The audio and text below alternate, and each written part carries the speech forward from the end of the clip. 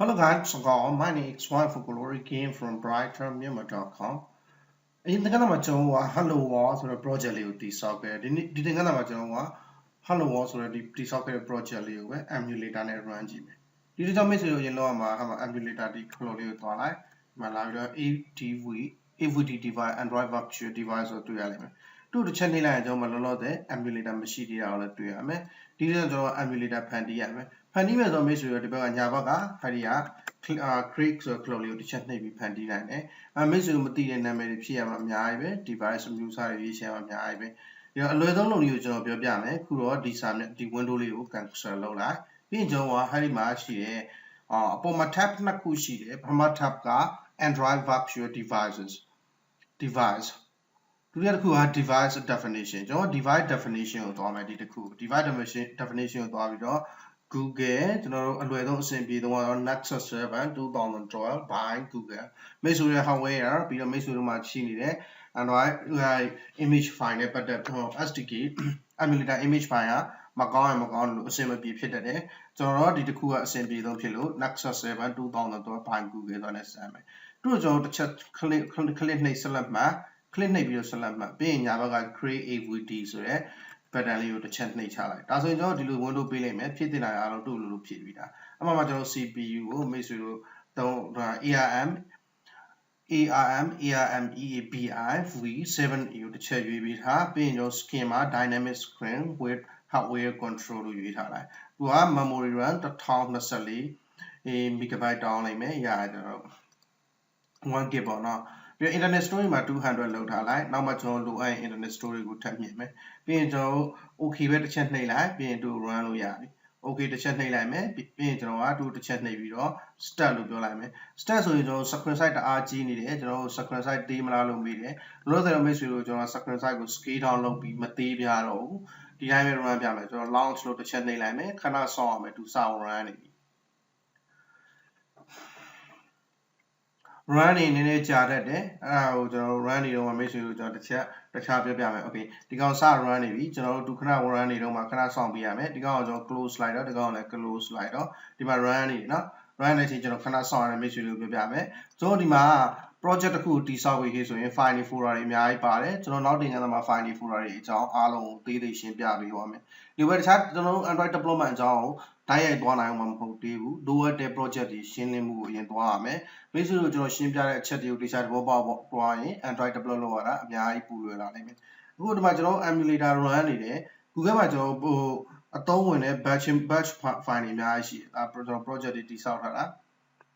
မိတ်ဆွေတို့အဲ့တော့ကျွန်တော်ဒီကိုတစ်ချက်သွားလိုက်မယ်ဒီရဲ့ D drive ထဲမှာမိတ်ဆွေတို့က E เนาะကျွန်တော်က project ရဲ့ folder ကိုပြောင်းထားလို့အဲ့တော့ကျွန်တော်ပေးထားတဲ့အဲ့ Android နဲ့ Eclipse ရှိတဲ့ folder ကိုပဲမိတ်ဆွေတို့တွားပါ Android နဲ့ Eclipse ဆိုတဲ့ folder ကိုပဲပြီးရင် SDK တွေကိုဝင်ကြည့်လိုက်ဒီမှာဆိုကျွန်တော်က extract ဆိုတဲ့ tool တွေတွေ့ရမယ်ပြီးရင်ကျွန်တော်တို့ကအဲ့ဒီမှာ TOS tool ဆိုတာတစ်ချက်တွေ့ရမယ်အဲ့ tool မှာကျွန်တော်က android.bat file android ကိုကျွန်တော် run ခြင်းဒီ android batch file နဲ့လည်း run လုပ်ရတယ်သူ့ဆို edit notepad++ ဆို notepad++ နဲ့တစ်ချက် run ပြမယ်မိတ်ဆွေတို့ဒါ android batch file ပေါ့နော်Google ကရေးထားတဲ့ batchပြီးရင်ကျွန်တော်ဒီ batch file ကျွန်တော် double click နှိပ်ပြီး run လိုက်တော့ android ကိုစ run ပေးလိမ့်မယ်ခဏစောင့်ပြီးကြည့်လိုက်ကျွန်တော်ဘာလုပ်မလဲလို့emulator run နေတော့ကဲသူကကြတော့ android.batch file ကဟိုကျွန်တော်တို့ package တွေကို update လုပ်တဲ့ tool ကျွန်တော်တို့ဒီမှာကြည့်မယ်ဆိုရင်ဒီကောင်ပေါ့ဗျာနော် Android SDK Manager ကို Android.batch လို့သူခေါ်တာ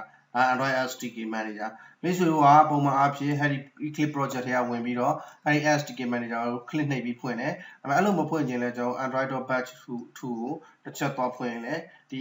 SDK Manager ပဲပေါ်လာနိုင်မယ်ဒီကောင်ပေါ့နော်ပြီးရင်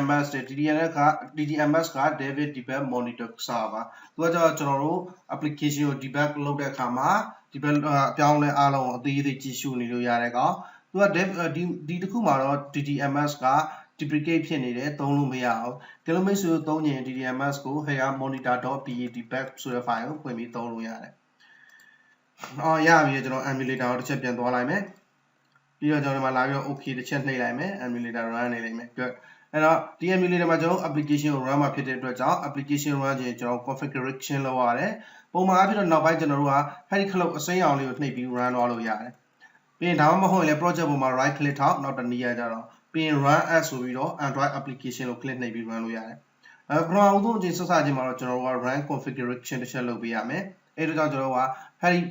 down arrow key လေးကိုတစ်ချက်လာနှိပ်ပြီးရင် run configuration ဆိုတာတစ်ချက်သွားဒီအစိမ်းရောင် play button လေးရဲ့ညာဘက်က down arrow key လေးကိုတစ်ချက်နှိပ်ပြီးရင် run configuration ကိုသွားပြီးရင်ကျွန်တော်ဒီ Android application ကို double click နှိပ်ပြီးဒါဆိုကျွန်တော်တို့က configuration အသစ်တစ်ခုကိုဖန်တီးဖို့အတွက်စာမျက်နှာပေါ်လာမယ်အဲ့မှာကျွန်တော်က Android ဘယ် project ကို run မှာလဲလို့မေးတယ်ကျွန်တော်က browse လုပ်ပြီးလိုက်ကျွန်တော်မှာရှိရ hello world project လေးပဲအဲ့ဒါတို့တစ်ချက် select မှတ်ပြီး okay နှိပ်ဒါကျွန်တော် run မဲ့ project ပြီးရင်ကျွန်တော် type ကဘယ် emulator မှာ run မှာလဲဆိုတော့ရွေးပေးရတယ်ပုံမှန်ကျွန်တော်တို့မှာဒီ Nexus 7 device ရှိတယ်အဲ့မဲ့ကျွန်တော်အဲ့ဒါကိုမယူဘူးနောက်ပိုင်းဖုန်းနေနဲ့လည်း run လို့ရအောင် always prompt to pick device ဆိုတော့တစ်ချက်ရွေးထားမယ်ပြီးရင် apply နှိပ်မယ်ဒီလို always prompt to pick a device ဆိုရင်ကျွန်တော်က emulator နဲ့ဖုန်းရောရှိရဆိုရင် emulator နဲ့ run မှာလားဖုန်းနဲ့ run မှာလားလို့ရွေးချယ်ခွင့်ပေးတယ်ဖုန်းနှလုံးရှိရင်လည်းဘယ်အလုံးနဲ့ run မှာလဲလို့ရွေးချယ်ခွင့်ပေးတယ်ဒါမှမဟုတ်ထားပဲနဲ့ ဟဲ့ကမှာ automatically pick captive device ဆိုရင်တော့ကျွန်တော်တို့ဟိုရဲ့ရွေးချယ်ထားတဲ့ ARM Amoeba V7A ဆိုတဲ့ emulator ကိုပဲရွေးပေးသွားမှာဒါကျွန်တော် always prompt to pick device ဆိုရင်နောက်ပိုင်းဖုန်းနဲ့လည်း run လို့ရအောင်အဲ့လိုလုပ်ထားအဲ့ဒါကိုရွေးထားမယ်ပြီးရင် apply လုပ်မယ် run လုပ်လိုက်မယ်ဒါဆိုရင်ကျွန်တော်ကmodify လုပ်လိုက်တဲ့တိမ်မလားဆို save လို့တစ်ချက်ပြောလိုက်မယ်တကယ်တော့အဲ့ဒါမျိုးဥစု software မိတ်ဆွေကပေါ်မှာမဟုတ်ဘူးအဲ့ဒါကျွန်တော်တို့ prompt ပေးလာလိမ့်မယ် device ကို choose လုပ်ဖို့အတွက်အခုလောလောဆယ်ကျွန်တော်တို့ AVD Android Virtual Device for Nexus ဆိုပြီးတော့ပေါ်နေတယ်ဒါကျွန်တော်တို့ဒီကောင်ပြောတာပေါ့နော်ဒီ emulator ကိုပြောတာကျွန်တော်တစ်ချက် double click ဒီမှာနှိပ်လဲရတာပေါ့တစ်ချက်ဆက်လက်မှတ်ပြီး okay နှိပ်လိုက်ဒါဆိုရင်ကျွန်တော်တို့ရဲ့ emulator မှာစပြီး run လိမ့်မယ်တော့တစ်ချက်စောင့်ကြည့်မယ်ဒီ emulator မှာ run လိမ့်မယ် run တဲ့အခါမှာသူဖြစ်ပျက်သွားတဲ့ processing တွေအားလုံး console မှာလည်းပြရတယ် logcat မှာလည်းပြရတယ်လောလောဆယ်ကျွန်တော် logcat ကိုမကြည့်ဘဲနဲ့ console ပဲကြည့်အောင်မယ် logcat ကြည့်ရနေကိုမိတ်ဆွေတို့ကျွန်တော်နောက်ပိုင်းတင်ပေးမယ် console မှာတစ်ချက်ကြည့်ထားမယ်okay console မှာတော့မပေါ်ပြဘဲနဲ့သူ run လိုက်တာဒီမှာ hello world နဲ့ပေါ်လာပြီ hello world နဲ့ပေါ်လာတာမိတ်ဆွေတို့တွေ့ရလိမ့်မယ်တကယ်တော့ဒီ console မှာပြရတယ်ကျွန်တော် logcat stain လုပ်တဲ့အခါမှာမခေါ်ထားလို့ဖြစ်လိမ့်မယ်အမှားတစ်ခါလေးရှိရင်သူပြလာလိမ့်မယ်အဲ့မဲ့ဒီလို run ဖို့ကအဓိကပဲမပြတဲ့ကိစ္စမရှိဘူးဒီမှာ hello world လို့ပြရတယ်ကျွန်တော်တို့အဲ့တော့ကျွန်တော်ကနည်းနည်းလေး modification လုပ်ကြည့်မယ်ဒီ hello world ကိုကျွန်တော်တို့က right click ထောက်မယ် edit text ဆိုတစ်ချက်သွားမယ်ပြီးရင်ဒီမှာ new string ကိုတစ်ချက်နှိပ်မယ်ပြီးရင်ကျွန်တော်ဒီထဲမှာ string မှာ HER ကို hello BURMESC Burmese DEVELOP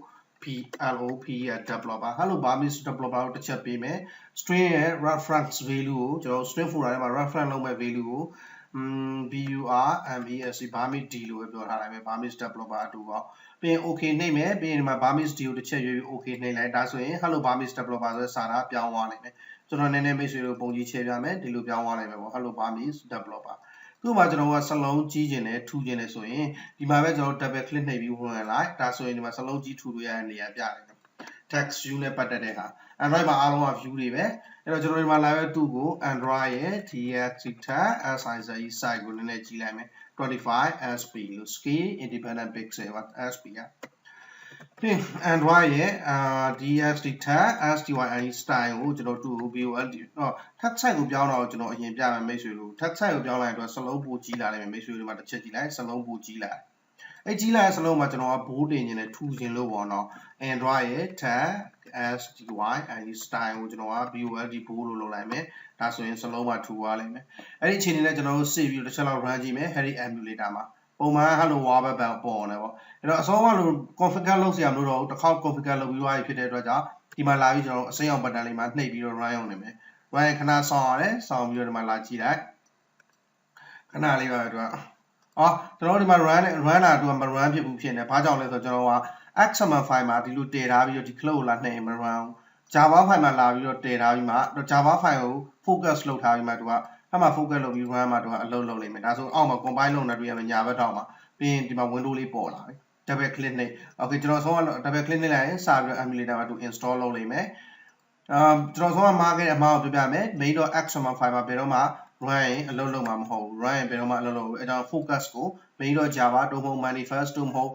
်တခြားနေရာပေါ့ okay brighter မှာ trace emulator with GPU emulation detected ဆိုပြီးတော့ emulator ကိုဖမ်းပြီးသွားပြီသူ install လုပ်လိုက်မယ်ကျွန်တော်တို့ဒီမှာတစ်ချက်လာကြည့်လိုက်install လုပ်ပြီးသွားပြီ hello Burmese developer လို့ပြနေလိမ့်မယ် okay good ဒါကျွန်တော်တို့က emulator နဲ့ set တက်ခြင်းဖြစ်တယ်ခုကျွန်တော်တို့က emulator နဲ့မဆမ်းမနဲ့ ဖုန်းနဲ့ခဏစမ်းကြည့်မယ် emulator ကိုကျွန်တော်အောက်ခဏချလိုက်မယ်ချပြီးတော့ကျွန်တော်တို့က okay ချပြီးတော့ကျွန်တော်တို့ကemulator ကိုမတုံးတော့ဘဲနဲ့ဒီခေါက်ဖုန်းကိုတုံးကြည့်မယ်ဖုန်းကိုတုံးမယ်ဆိုကျွန်တော်တို့တစ်ချက်လာပြီးဖုန်းကိုတစ်ချက်ကြည့်ကြည့်တာပေါ့အဲ့တော့ဒီမှာကျွန်တော်ဖုန်းကိုတစ်ချက်ကွန်ပျူတာနဲ့ချိတ်ချလိုက်မယ်မိတ်ဆွေတို့တစ်ချက်တတိချပြီးကြည့်ဖုန်းကိုကွန်ပျူတာနဲ့ချိတ်ချတယ်ပြီးတော့ကျွန်တော်က run okay ဒီမှာဖုန်းကိုချိတ်မိပြီလို့ပြောနေလိမ့်မယ် install phone ဆိုတာကွန်ပျူတာ program တော့ပိတ်ထားလိုက်မယ်ဒါဖုန်းချိတ်မိပြီဆိုတော့ကျွန်တော်တို့ကဒီမှာတစ်ချက် run ကြည့်လိုက်မယ်ဒါပေမဲ့ဖုန်းမပေါ်ဘူးဖြစ်နေတယ်ချိတ်မိတာမိတ်ဆွေလည်းအဲ့လိုပြန်လာမျိုးကြုံလိမ့်မယ်ဒါဘာကြောင့်လဲဆိုတော့ဖုန်းရဲ့ driver ကိုကွန်ပျူတာကမသိလို့ဖြစ်တာအခုလိုပြန်လာမျိုးတွေ့ရင်မိတ်ဆွေတို့စိတ်မပူနဲ့ကျွန်တော်ဖြည့်ရှင်းတဲ့နည်းကိုပြောပြပေးမယ်ဖုန်းလောကနဲ့ unit ကြောင်းတဲ့လူတွေကတော့ဖြည့်ရှင်းတဲ့နည်းကိုသိလိမ့်မယ်ဟောဒီမှာအဆုံးကကျွန်တော်ပြောတဲ့ console ပေါ်လာပြီ console မှာအလုပ်လုပ်ပုံအသေးသေးပေါ်ပြပေးရတယ်နော်အဲ့တော့ကျွန်တော်ဖုန်းချိတ်လိုက်တဲ့ကွန်ပျူတာကိုဒါပေမဲ့ဖုန်းကမသိဘူးဖြစ်ဖုန်းကိုမသိဘူးဖြစ်နေဒီလိုပြန်လာဖို့ဖြစ်တယ်ဆိုရင်ကျွန်တော်အရင်ဆုံး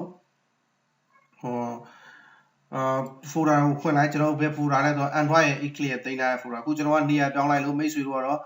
့မိတ်ဆွေတို့ Android နဲ့ Android plus eclipse ကိုတင်တဲ့နေရာမှာရှိလိမ့်မယ်ကျွန်တော်ကအဲ့ကိုတစ်ချက်ဝင်ပြီးတော့ Android plus eclipse ကိုဝင်ပြီးရင် SDK တွေကိုကျွန်တော်သွားမယ်ပြီးရင်ကျွန်တော်က X-File တွေကိုပါသွားမယ်အဲ့ထဲမှာမိတ်ဆွေတို့ Google ဆိုတာတွေ့ရလိမ့်မယ်အဲ့ Google ထဲမှာကျွန်တော်တို့ USB driver တစ်ခါတည်းပါပြီးဒါကျွန်တော်ပေးလိုက်တဲ့ folder ပဲမိတ်ဆွေတို့ဒီမှာရှိရ folder ပဲ USB driver ကို double click နဲ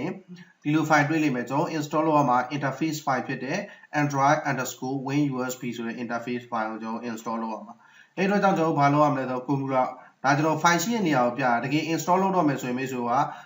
ရဲ့ PC ကိုသွားပြီးတော့ manage ကိုတစ်ချက်သွားအဲ့မှာ manage ရှိတယ်ဒီမှာ Windows 8မဟုတ်တဲ့လူတွေက right click ထားပြီးရင်ဒီမှာလာပြီးတော့ကျွန်တော် manage ကိုတစ်ချက်တိုက်ရိုက်သွားလို့ရတယ် PC မှာပြီးရင်ကျွန်တော်ကအဲ့ဒီက device manager ကိုတစ်ချက်ကြည့်မယ် device manager ကိုတစ်ချက်ကြည့်ရင်other device ဖြစ်တဲ့ Android phone device ကိုမမှတ်မိဘူးဖြစ်နေတယ်ဒီမှာပြဿနာတန်တယ်အဲ့တော့ကျွန်တော်က right click ထားပြီးရင်ကျွန်တော်က Android driver software လို့တစ်ချက်နှိပ်မယ်ဒါဆိုဒီလို window ပေါ်လာမယ်ကျွန်တော်ကအောက်က browse my computer for driver software ဆိုပြီးတစ်ချက်နှိပ်လိုက်မယ်ပြီးရင် hello window ပေါ်လာရင်ကျွန်တော်က let me pick from the list of device ဆိုပြီးတစ်ချက်ရွေးမယ်ပြီးရင်ကျွန်တော်ကအဲ့ဒီ area ပေါ်လာရင် next ကိုတစ်ချက်နှိပ်မယ်ပြီးရင်ကျွန်တော်ကinstall လုပ်ဖို့ driver ကရှိလားလို့မေးတာရွေးချယ်ခိုင်းတာဗျအဲ့ဒါဆိုကျွန်တော်က have disk လို့တစ်ချက်ရွေးချယ်ပေးမယ်အဲ့မှာကျွန်တော်ဒီလို window ပေါ်လာရင် computer manufacturer file ကိုတစ်ချက်ရွေးပေးရမယ် browse လုပ်ပေးရမယ်ကျွန်တော် browse တစ်ချက်လုပ်လိုက်မယ်အဲ့ browse က USB driver ကိုတိုင်းရအောင်လားမိတ်ဆွေတို့တိုင်းရောက်ချိန်မှရောက်လိမ့်မယ်တမ်းမရောက်ရင်လည်း Android နဲ့ eclipse ရှိတဲ့ folder ကိုတစ်ချက်သွားပေးလိုက်ကျွန်တော်ဆိုဒီထဲမှာရှိတော့ဒီထဲကိုသွားတယ် Android plus eclipse ကိုသွားတယ် SDK ကိုသွားတယ်ပြီးမှ X-File ကိုသွားတယ် Google ကိုသွားတယ် USB driver ကိုသွားတယ်ပြီးမှ Android_win_usb.interface inf file ကို double click နှိပ်ပြီးရွေးပေးတယ်ပြီးရင် okay တစ်ချက်နှိပ်မယ်ပြီးရင်ဒီမှာ file 3 file ပေါ်လာမယ်အဲ့ဒီကကျွန်တော်က Android ADB interface ကိုရွေး next ကိုတစ်ချက်နှိပ် warning ပေါ်လာမယ် yes တစ်ချက်နှိပ်ပြီးနောက်ထပ် warning ပေါ်လာလဲ yes တစ်ချက်ထပ်နှိပ်ပြီးပေါ့နော်အခုကျွန်တော်မပေါ်ဘူး warning တစ်ခါပဲပေါ်တယ်အခုဆိုရင် Android device ဖြစ်တဲ့ Android ADB interface ကိုမှတ်မိသွားပြီဒါဆိုကျွန်တော်တို့ဒီ screen ကိုပိတ်လိုက်တော့ဒီ screen ကိုလည်းပိတ်လိုက်တော့နောက်တစ်ခေါက်ပြန် run ကြည့်မယ်ကျွန်တော် application ကိုဒါဆိုရင်ကျွန်တော် Kubat ဆိုတဲ့ကျွန်တော်ရဲ့ပုံပြနေတာတွေ့ရလိမ့်မယ် Kubat ပေါ့အဲ့တော့တစ်ချက်နှိပ်ပြီးတော့ okay ဆိုပြီး run လိုက်မယ် run လိုက်ရင်ဒီမှာလာပြီးတော့ Kubat မှာ install လုပ်တာကိုပြလိမ့်မယ် installing success ဆိုပြီးပြလိမ့်မယ်အခုကျွန်တော်ဖုန်းမှာလည်းပေါ်လာပြီဖုန်းကိုမိတ်ဆွေတို့ပြဖို့အတွက်ကျွန်တော်ကနောက်ထပ် perspective တစ်ခုဖန်တီးမယ်ဒီမှာလာပြီးတော့open perspective ကိုတစ်ချက်နှိပ်ကျွန်တော်က David Debug monitor server ကို double click နှိပ်ပြီး run ရမယ်ဒါဆိုရင်ကျွန်တော် ADB device ကိုဒီမှာပြလိုက်မယ်အဲ့လိုပဲ Kubat ဖုန်းကိုလည်းဒီမှာပြနေလိမ့်မယ်မိတ်ဆွေတို့တခြားချင်းဘယ်ဘက်မှာAVD ဆိုတဲ့ Android virtual device Nexus 7နဲ့ Kubat လို့ပြမယ်ကျွန်တော်က Kubat ကိုတစ်ချက်နှိပ်ထားမယ်နှိပ်ထားပြီးကျွန်တော် Kubat ကို screenshot လိုက်ရမယ်မိတ်ဆွေတို့ပြလို့ရအောင်ဒါဆိုဒါကျွန်တော်ဖုန်းပဲကျွန်တော်ဖုန်းရဲ့ screen အဲ့တော့ဖုန်းကဒါသူ screen က capture တာကြည့်နေကြကျွန်တော် rotate လုပ်လိုက်မယ်ဒါဆိုဒါကျွန်တော်ဖုန်းရဲ့ screen ပဲမိတ်ဆွေတို့တွေ့အောင်ပိုပြီးတွေ့ကြအောင်လို့ကျွန်တော်ဖုန်းရဲ့ home screen ကိုသွားပြမယ်ပြီးရင် refresh လုပ်ပြမယ်ဒါဆိုဒါကျွန်တော်ဖုန်းရဲ့ home screen ပေါ့ဗျာနော် rotate ပြန်လုပ်မယ် okay good ဒါပဲကျွန်တော်တို့က Android ကို emulator နဲ့ဖုန်းမှာ run နေပြီပြီးတော့ DDMS ဆိုတဲ့ David Debug monitor server ကိုပြန်ပြီး close လုပ်ထားလိုက်သူကတစ်ခေါက် run ရင်တစ်ချိန်ပဲ run လို့ရတယ်နှစ်မျိုး run လို့မရဘူးပြောချင်တဲ့အဓိပ္ပာယ်ကျွန်တော် heading မှာလာပြီးတော့ David Debug monitor server ကို run လို့ရတဲ့နေရာရှိတယ်ဒီထဲက eclipse SDK သူ့ရဲ့ကျွန်တော်တို့ tool တွေထဲမှာ DDMS နဲ့ run လို့ရတယ်ဒါပေမဲ့ DDMS က duplicate ဖြစ်နေတဲ့အတွက်ကြောင့် monitor နဲ့ run ဒါဆိုရင် run လို့ရတယ်ဒါပေမဲ့အဲ့ဒီ eclipse ကနေလည်း run ထားတယ် ဒီ web monitor server ကိုဒီကနေလည်း run နေဆိုရင်အလုပ်လုပ်မှာမဟုတ်ဘူးတခြား မိတ်ဆွေလေးလာတဲ့ရှိတဲ့ file တွေဒီထဲမှာရှိသေးတယ်ဥပမာကျွန်တော်တို့ 9 batch image ဆွဲတဲ့ Java file ကိုဖွင့်တဲ့ကောင်ပြီးတော့ကျွန်တော်တို့ hierarchy view ဒါ Android XML view တွေကိုအလုပ်လုပ်မှာlint ဆိုတဲ့ lint file ကတော့အရေးကြီးတယ်ကျွန်တော်တို့ရေးခဲ့တဲ့ code တွေရဲ့ upper case lower case level တွေအားလုံးကိုစစ်ဆေးတယ်မလိုတဲ့ code တွေအားလုံးကိုဖြုတ်ချပေးတယ်အဲ့ဒါအဲ့ lint file ပဲ